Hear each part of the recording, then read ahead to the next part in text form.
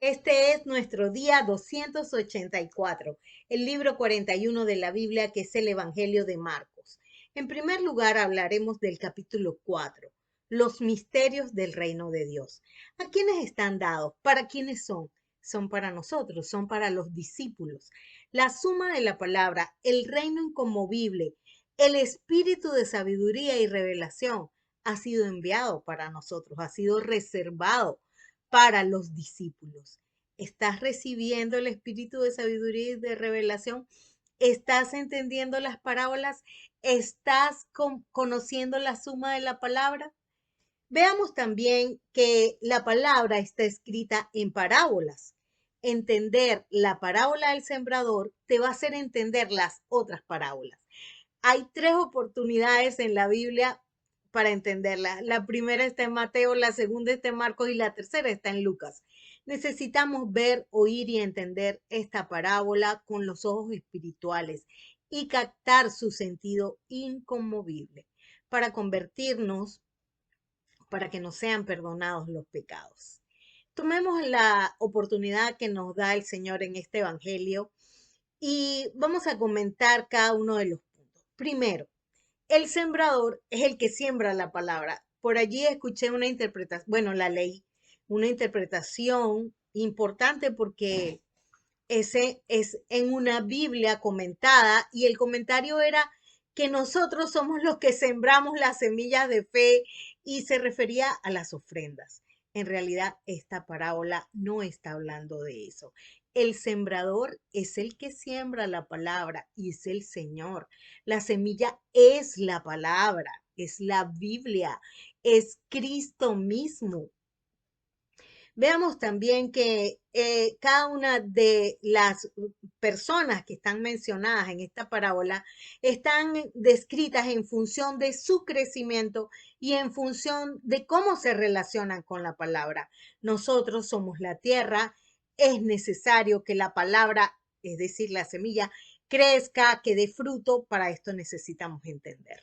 El crecimiento de la palabra en nosotros determinará los frutos de nuestra vida.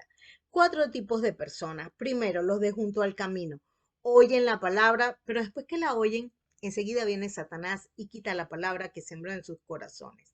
Segundo, los que fueron sembrados en pedregales.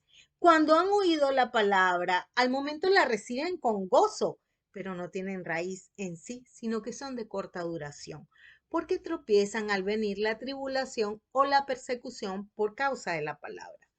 Tercer tipo de personas, los que fueron sembrados entre espinos. Oyen la palabra, pero los afanes de este siglo, el engaño de las riquezas, las codicias de otras cosas entran y ahogan la palabra y se hace infructuosa.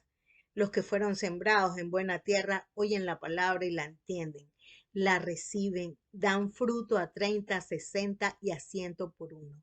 Tú y yo tenemos que ser ese tipo de tierra. La ley de la siembra y la cosecha se refiere que al que tiene se le dará más y al que no tiene, aún lo que tiene le será quitado. Al que tiene revelación de la palabra se le dará más revelación. Al que obedece se le dará más obediencia y más entendimiento. Al que ama se le dará más amor. Los que oyen la palabra y la reciben dan fruto realmente en abundancia. Y no hay nada oculto que no haya de ser manifestado, ni escondido que no haya de salir a la luz. El Señor nos pregunta, ¿por qué están amedrentados? ¿Cómo no tienen fe? ¿Dónde está la palabra que he sembrado en ustedes? Los discípulos aún no entendían la palabra. Marcos capítulo 5. Cuatro cosas que hará en ti la palabra revelada. Si te vas a tu casa, a los tuyos, y les cuentas cuán grandes cosas la palabra ha hecho contigo y cómo ha tenido misericordia de ti, ellos también pueden entender. Hija, tu fe te ha hecho salva, ve en paz, queda sana de tu azote. No temas, cree solamente. A ti te digo, levántate.